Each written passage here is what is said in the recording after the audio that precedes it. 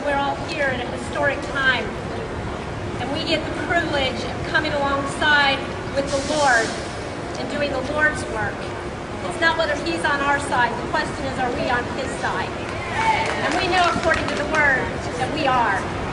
Janet gave me the simple task of giving you 400 years of American history and a constitutional law refresher in about 5 minutes. So I'm going to go for it at full speed.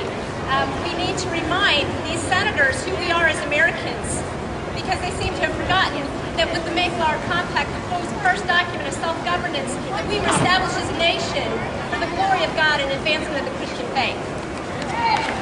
We need to remind them what James Madison said in his memorial and remonstrance, that basically error steeped in precedence leads to tyranny.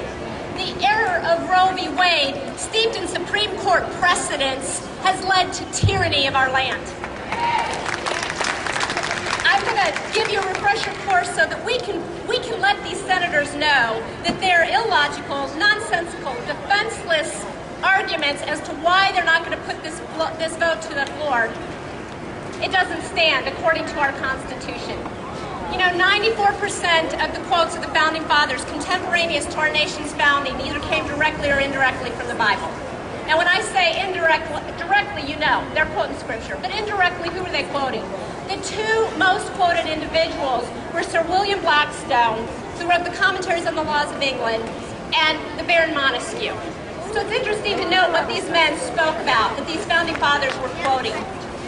Sir William Blackstone said some really interesting things. And I want to point this out because basically what he said and what our Founding Fathers said point out that as good as what Martin Luther King said about an immoral law, they had an even stronger point. Basically, they would have said Roe v. Wade is not law at all. Blackstone said that any law that was contrary to the laws of nature and nature's God was not law. He went on to define what the laws of nature and the laws of nature's God were. And I don't know about you, but I went all through my public education, including in my undergraduate degree, and I never once learned what the laws of nature and nature were, or that they even exist, even though it's in the thesis statement of our Declaration. You want to know what the laws of nature really is? It's the will of our Maker. You want to know what the laws of nature's God is? It is the revealed will in the Holy Scripture. Sir William Blackstone said that any law that was contrary to the will of our Maker as revealed in the Holy Scripture was not law at all. And why is that important to us as Americans? We're having this whole constitutional debate. They want to know what the Constitution says. Guess what? You can't understand, and John Quincy Adams said this, you cannot rightly define the Constitution in the absence of the Declaration of Independence. The Constitution is our bylaws, but the Declaration is our Articles of Incorporation that give us existence as a land. So what does the Declaration say? In the thesis statement it says that when in the course of human events it becomes necessary for one people to dissolve the political bands which tie them to another and to acquire from among the powers of the earth that separate but equal station to which the laws of nature and nature's God entitle us. It is the thesis statement of our existence as a land and our foundation of our laws, and I don't think Thomas Jefferson was cavalier when he chose those words.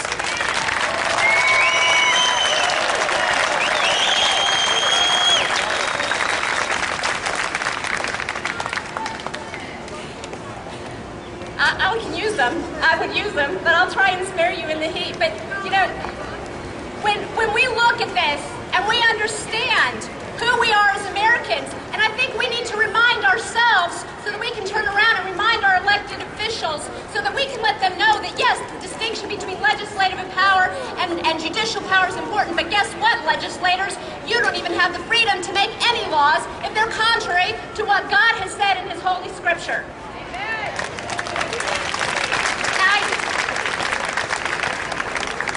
I told you that Blackstone was our second most quoted. Montesquieu was our first most quoted. What was interesting is that Montesquieu had these ideas of a framework of government. Montesquieu said, I've come up with this great idea for a government that's made up of 3 branches. Sound familiar? Think our Founding Fathers were reading it? Absolutely. You know where Montesquieu got that ideology of three branches, legislative, judicial, and executive? Isaiah 33:22, read it. God is our judge, God is our lawgiver, God is our king. It is He alone who will save us. Now, he went on to say, guess what? We need checks and balances. Even with this great government, we need checks and balances. Why? Because of Jeremiah 17:9. The heart of man is wicked and deceptive. Who can know it? If we don't have checks and balances, we can have a great government, but these wicked men will not stay the course. So what are those checks and balances there for? When you read the Federalist Papers and Alexander Hamilton talked about our judiciary, when we have the Holmesian and the Warren Court basically tell us that the Supreme Court is the supreme law of the land, that is constitutional heresy. The Constitution itself says it is the supreme law of the land. And so how do they get there? They get there with this ideology that they've created through their own mouth and dicta of saying that they get to interpret what the Constitution says, and so they get to make law. Well, you know what? Alexander Hamilton had a thing to say about the powers of the judiciary when he was trying to encourage the people to ratify the Constitution. They were afraid of a strong judiciary. They didn't want the Star Chamber and seditious libel and all the oppression that they've had with the courts in England.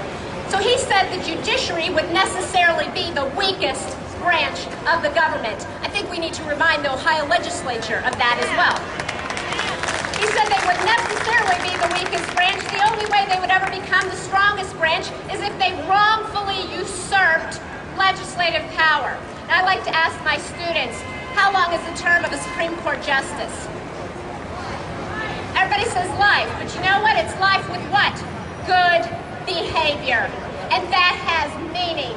And judicial legislating is not good behavior. And do you know what Alexander Hamilton said? He said that judiciary will necessarily be the weakest. The only way they ever become the strongest is if they wrongfully usurp legislative power. But he went on to say, but they will never do that because they would never dare to take authority from the very branch who has the responsibility to impeach them for such an act. Judicial legislating like Roe v. Wade and Planned Parenthood v. Casey is an impeachable offense.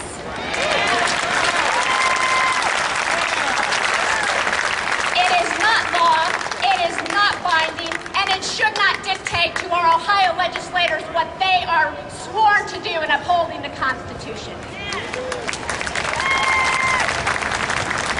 So I ask you this, what excuse do these elected senators have who have legislative power to not move and bring this bill to the floor for a vote?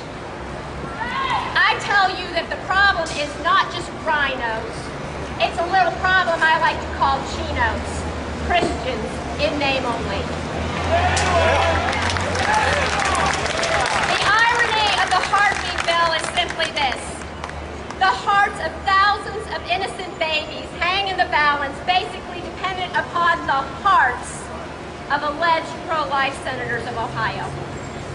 For them, we have to remind them that when the righteous are in power, the people rejoice. When the wicked are in power, the people mourn. And blessed is the nation whose God is the Lord. I want to leave you with one final thought, because I can give you the most articulate speech in the world, but if it's just my words, it means nothing.